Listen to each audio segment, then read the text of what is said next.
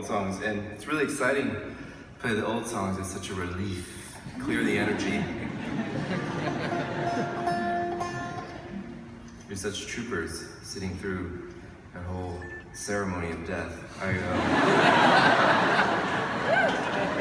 It's funny is that we've been touring and just meditating on death night after night and sharing this music.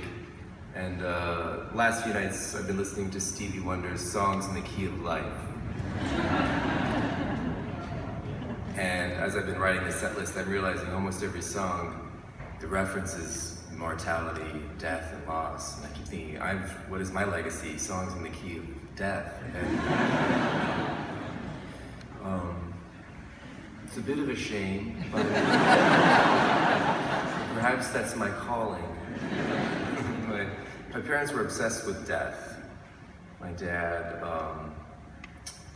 used to get really stoned, and when it was raining really hard, and sit on the porch and listen to the rain, and he would have these sort of sort of poetic seance or trances about death. And they both of my dad and my stepmom believed in reincarnation. You guys know what reincarnation is, when you become something else after you die. And they were followers of this man called Edgar Cayce. He was an American psychic, a mystic.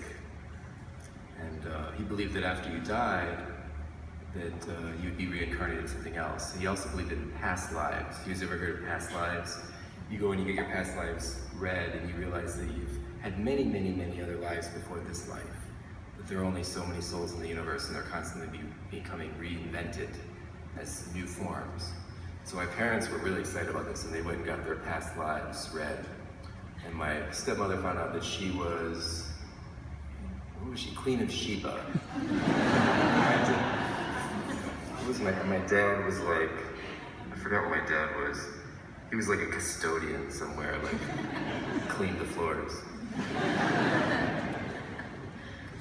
My parents were also animal lovers. We had all these animals that we adopted, and we would build these little pens in our yard. So we had like sheep, and we had llamas, and we had goats. It wasn't just dogs and cats and birds, but we had snakes as well. And my parents just loved them. They were like Mr. and Mrs. Dr. Doolittle. They believed in fostering animals, that it would edify the children in the family.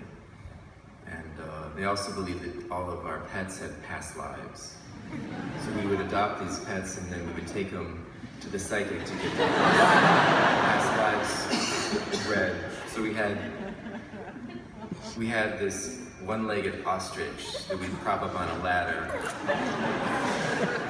that we rescued from the Humane Society, and he was called Bim Bop. But when we went to the past life psychic, we realized that he should be called Marco Polo, because that's what he was in his past life. My parents felt like it would give the animals emotional strength if we renamed them according to who they were before. We had this little Pomeranian lapdog that yapped all the time. It was Princess Victoria. And then we had a Doberman Pinscher named Joan of Arc.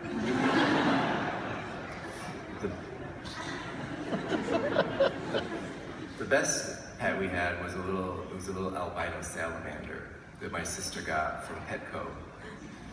It was named, what was it named? I think it was called Mr. Bossy Pants. That's what they called it at the pet store. And my sister was like, we're gonna rename that thing. We're gonna take it to the psychic. So my parents took it to the psychic. We found out Mr. Bossy Pants was actually Darwin, so we named him Charles Darwin.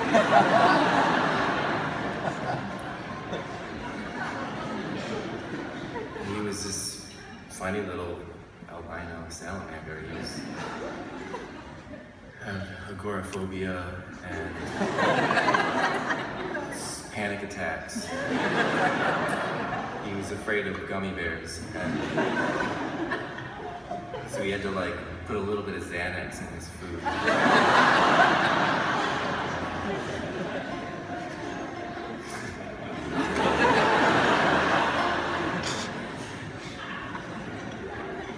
My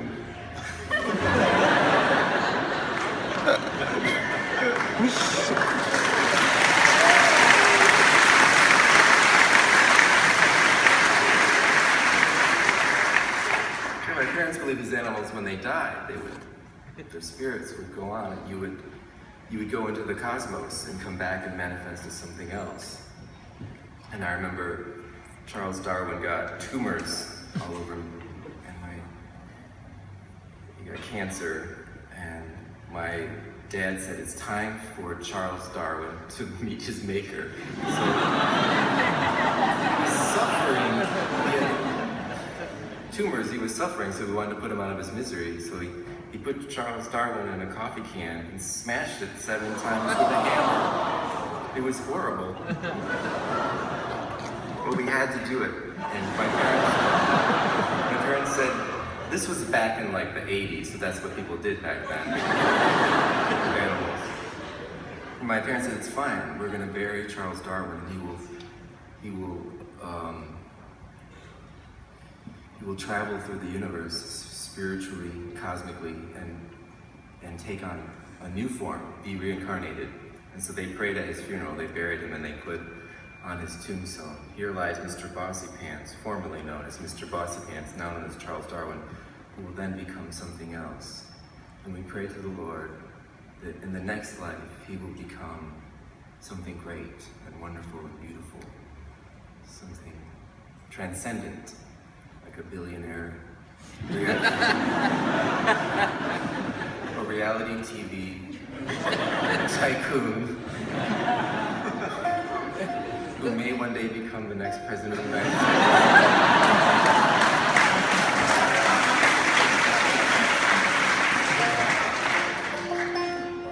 You never know. All right, let's get serious.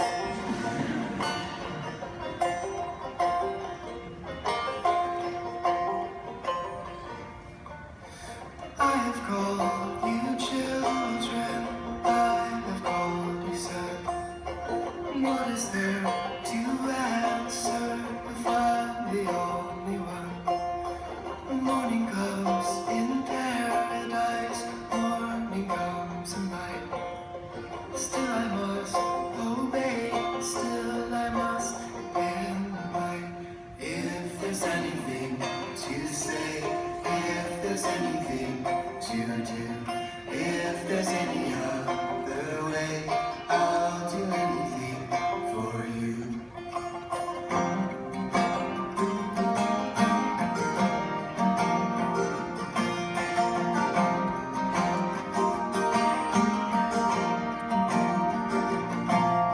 And I was dressed in embarrassment, I was dressed in white.